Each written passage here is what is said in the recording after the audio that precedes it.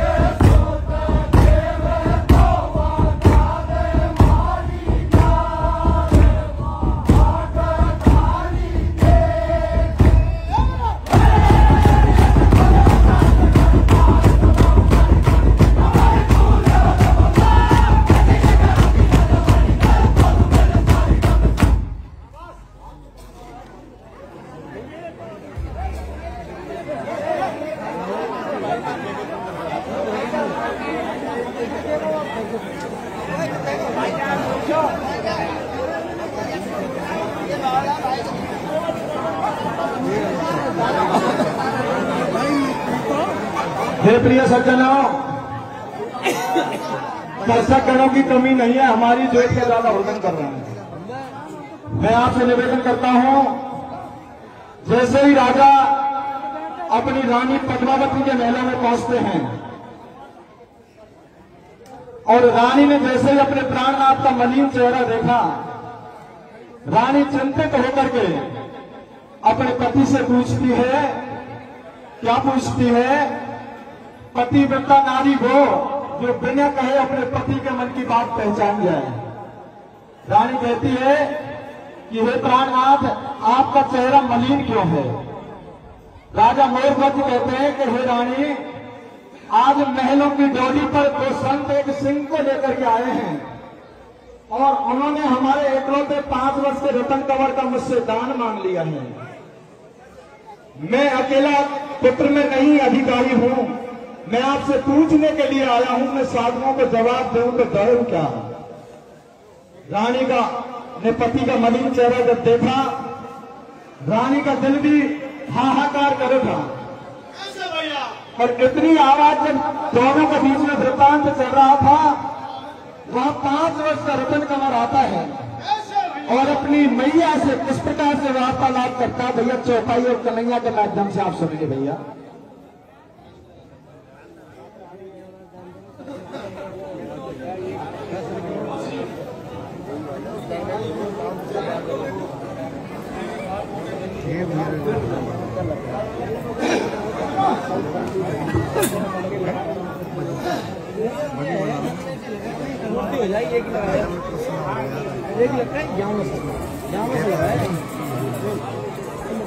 जिंदगी की ना छूटे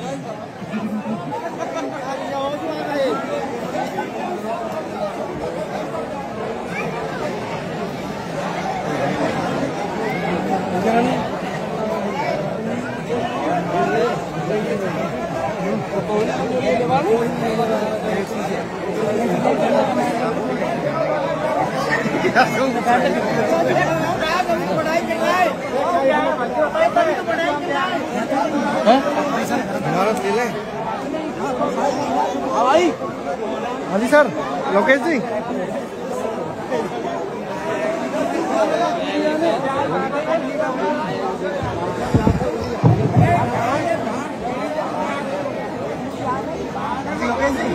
सावधान। सज्जनों, आपसे हाथ मेरे को प्रार्थना है, मार्मिक प्रसंग है, ध्यान से सुने। राजा और रानी के कदम जब दोनों का वार्तालाप महल में चल रहा था, उस महल के वार्तालाप को 5 वर्ष के रतन कंवर सुन लेते हैं। रतन कंवर अपनी मैया से पूछता है, मैया आप पापा और पिताश्री के संग क्या बात कर रहे हो? रानी के नेत्रों में आंसू आते हैं और रानी अब 5 वर्ष के रतन कंवर से कहती है कि बेटा, 2 साधु और एक सिंह रंग महल की डोरी पर आए हैं और वो हमसे आपका दान मांग रहे हैं।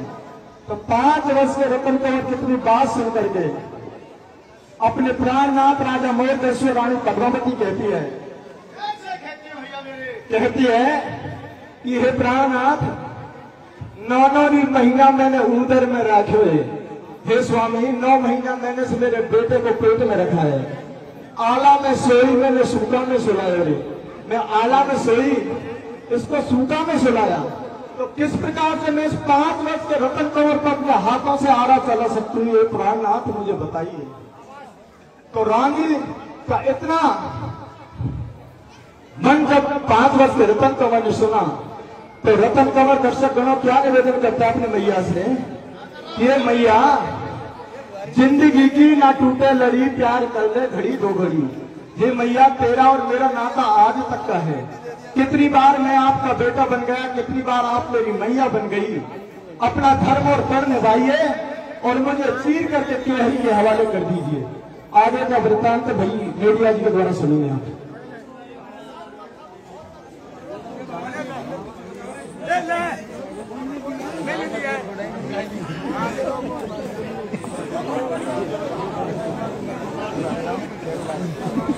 बढ़िया प्यार से प्यार हाँ लगा लो।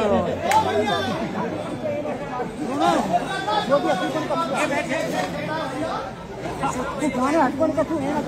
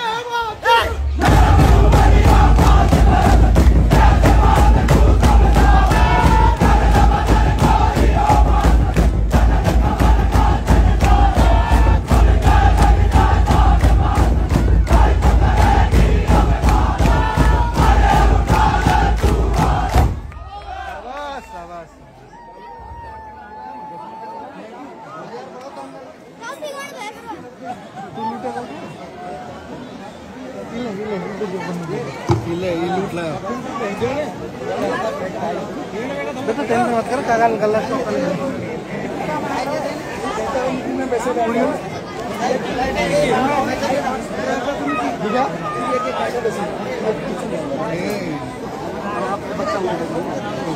हे प्रिय सज्जनों, आपसे पुनः निवेदन है, राजा मोरध्वज अपनी धर्मपति रानी पद्मावती 5 वर्ष के रतन कंवर को गोदी में लेकर के संतों के पास पहुंचती है, और जब उसकी आवाज पूरी मोरा नगरी में पहुंचती है, वहां पर असंख्य संख्या में भीड़ इकट्ठी होती है। नाना प्रकार से रानी पद्मावती को समझाया, लेकिन रानी पद्मावती अपने धर्म से विचलित नहीं हुई, और उन्होंने रतन कंवर को हाथों में लेकर के, वेद कहते हैं कि उस समय कोई करौंत नहीं थी, लेकिन लेख इस बात को बताता है कि नीम के पत्ते लेकर के एक नीम के पत्ते की करौंत बनाते हैं, और रानी रतन कंवर को लिटा करके नीम के पत्ते को रख करके तेज गति से वो करौंत बनती है। एक तरफ रानी पद्मावती लगती है और एक तरफ राजा मोरध्वज लगता है, और रानी नेत्रों में नीर भर के उस दीन बंधु दीनानाथ से निवेदन करती है कि हे मधुसूदन, आप आइए, मैं मेरे इकलौते रतन कंवर पर आरा चला रही हूं। हे गोविंदा, आप आइए और मुझे शक्ति प्रदान करें। आगे की कथा क्या मोड़ लेती है मीडिया जी बताएंगे। तो कैसे खड़े संतन से भैया मेरे राम ने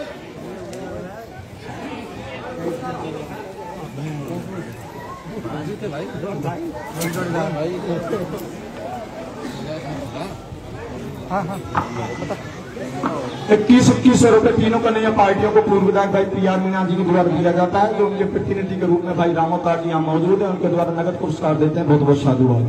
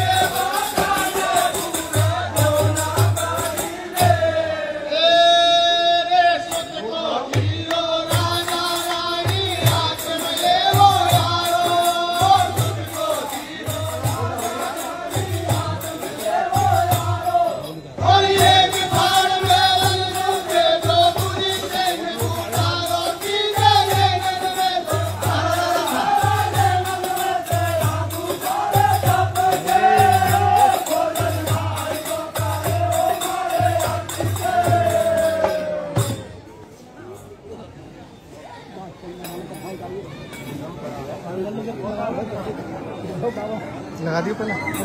हाँ बाबा से लगा दियो। क्यों लगा जमेटो ले भागे भागे आ चले थोड़ी कन्हैया पार्टी दबंग पार्टी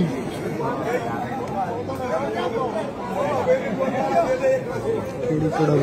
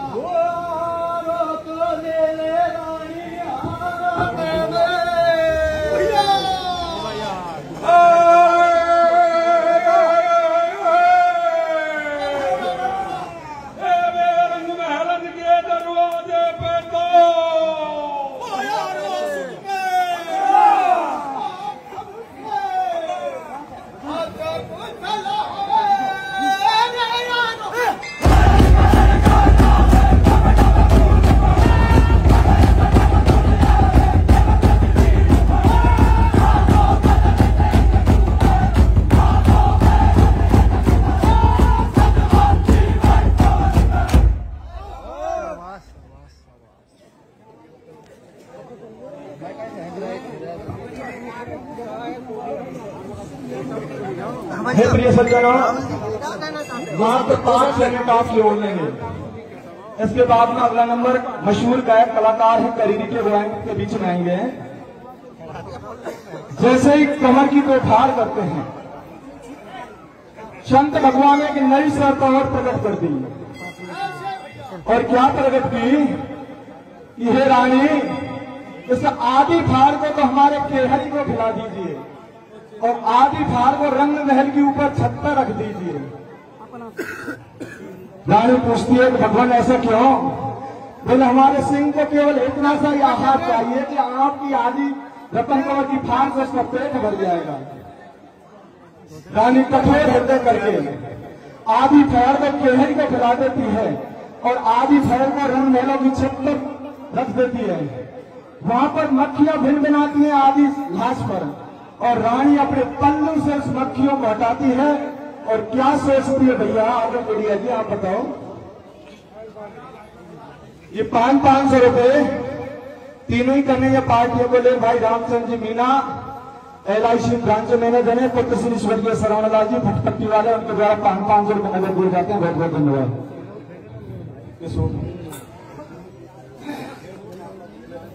अरे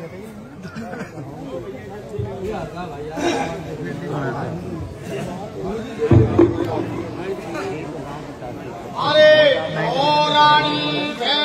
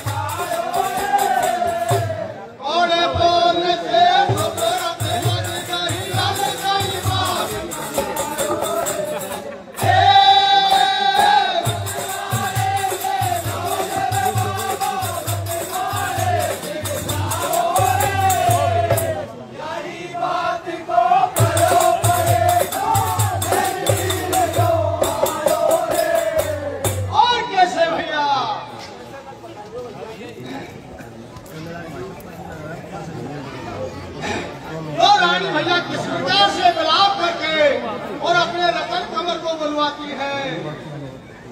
ऐसे बुलवाती देख, ओ मेरे रतन कमर बेटा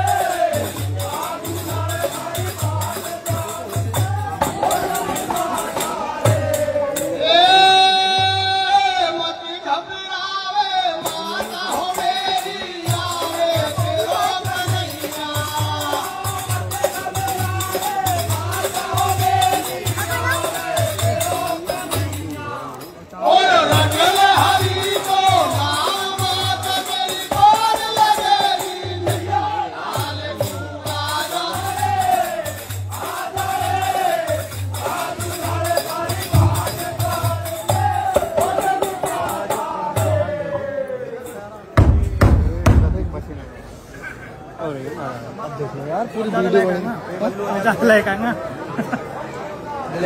चैनल पर नहीं तो प्रकाश जी दो शब्द बोलिए। घंटे ही बोले शब्द तो ये हमारे स्थानीय गांव की पार्टी है, बहुत ही अच्छा कन्हैया प्रस्तुत कर रही है। सभी दर्शकों से निवेदन है बहुत ही ध्यान से लाइक सब्सक्राइब देखें, चैनल को लाइक करें, शेयर करें और सब्सक्राइब करें। धन्यवाद।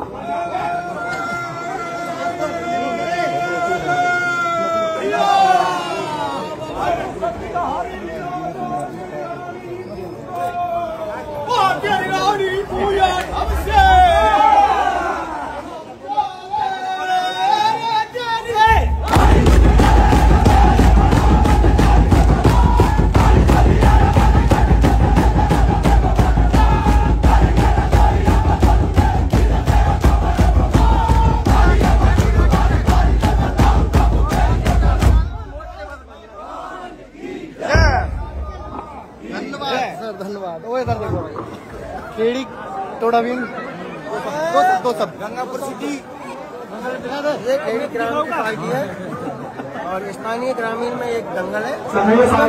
हाँ, ग्रामीण में बहुत ही शानदार। मेरी ट्रेन लेट हो गई थी 24 घंटे, कल का दंगल नहीं देख पाया, लेकिन आज का दंगल उसका मुझे बहुत खेद है, उसकी पूरी याद हो गई है, लेकिन आज ये दंगल देख। धन्यवाद। ओके।